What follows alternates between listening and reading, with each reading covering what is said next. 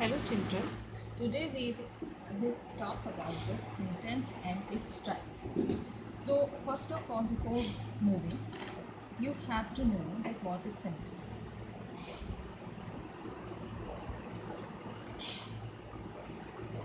क्या होता है sentence?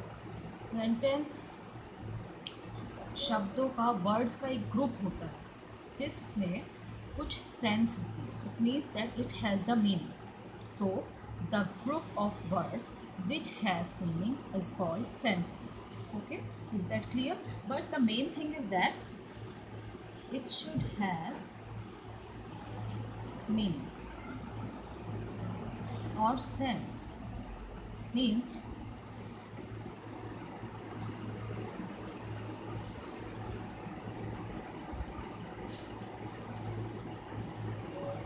Ram is a good boy.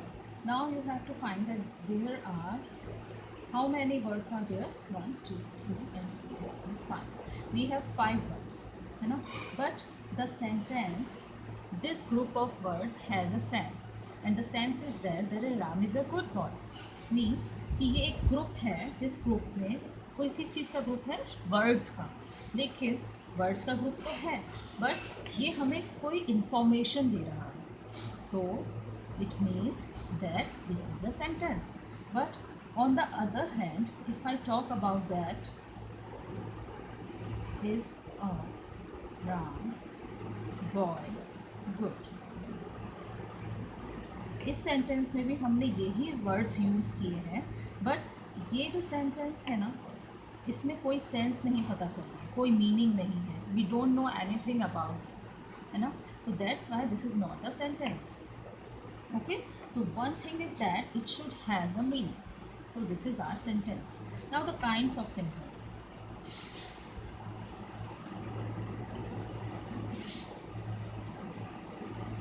Sentences 3 types के होते हैं. Number 1 is simple.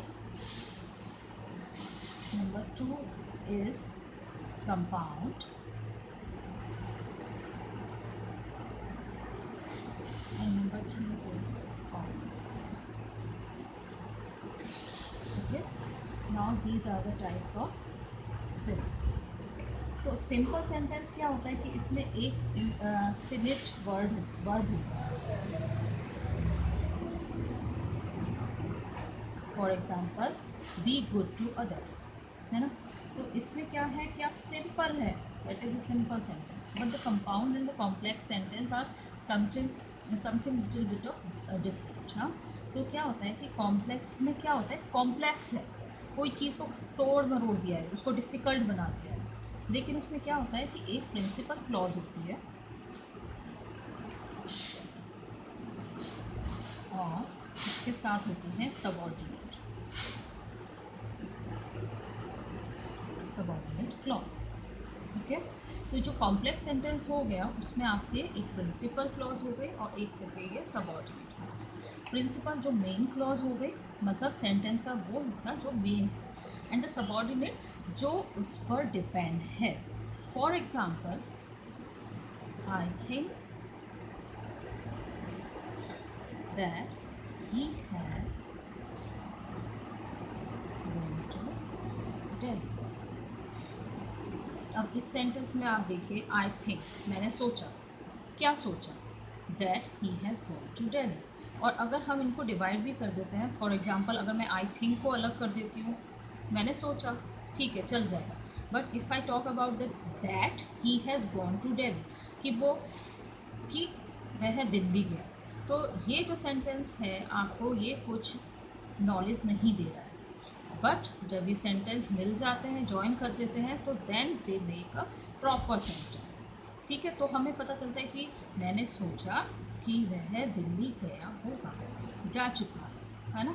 तो अब ये मिलकर हमारा ये सेंटेंस बन जाता है. तो now this is the principal clause and this is the subordinate clause which is dependent upon the principal clause. Okay, now this is the complex sentence. In the same way, but the complex sentence are of 3 types. Number 1 is noun clause. Number 2, these are the subordinate.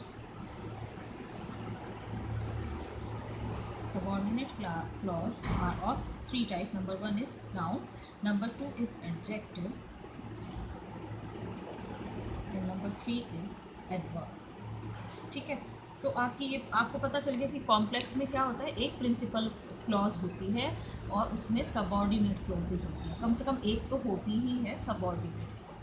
तो subordinate clause जो होती है वो depend होती है हमारे principal clause पे, ठीक है।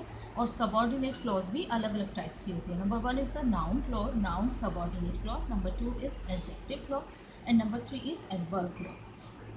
नाउन क्लॉज में क्या होता है कि it is very clear that you have made a mistake, कि ये बहुत क्लियर था कि you have made a mistake. Actually क्या होता है कि जो नाउन क्लॉज है that use the verb of noun, ये नाउन का काम करती है। एडजेक्टिव क्लॉज एडजेक्टिव का करती है। फॉर एग्जांपल एडजेक्टिव क्या होता है, किसी चीज़ की विशेषता बताता है। तो I have a ring which is made of gold, मेरे पास एक रिंग है जो गोल्ड की बनी हुई है।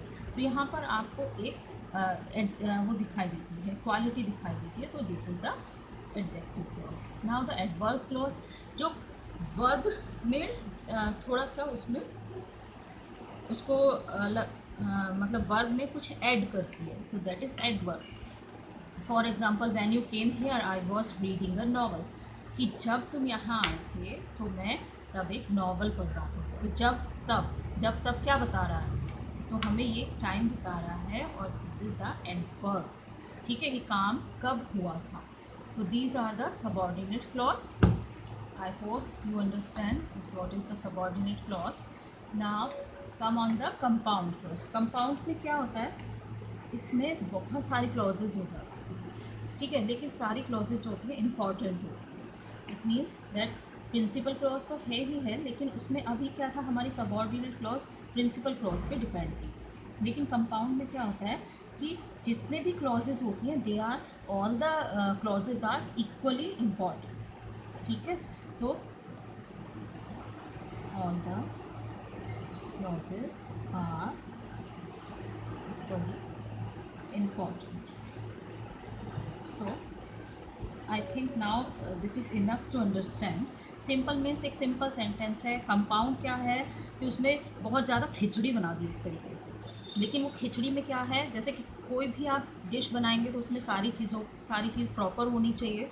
Each and everything should be in equal quality, equal उनकी क्वांटिटी होती है, then they have to follow that. हाँ, तो उनकी जो क्वांटिटी होती है वो अलग अलग होती है, लेकिन वो इक्वली इम्पॉर्टेंट होते हैं। तो these are the compound sentence. But the complex sentence क्या होता है कि डिपेंड है। Okay, now I think this is clear. Simple, compound and complex, इसको थोड़ा सा आपको थॉरोली जाना होगा और उसको जानकर फिर इसको समझने की कोशिश करें।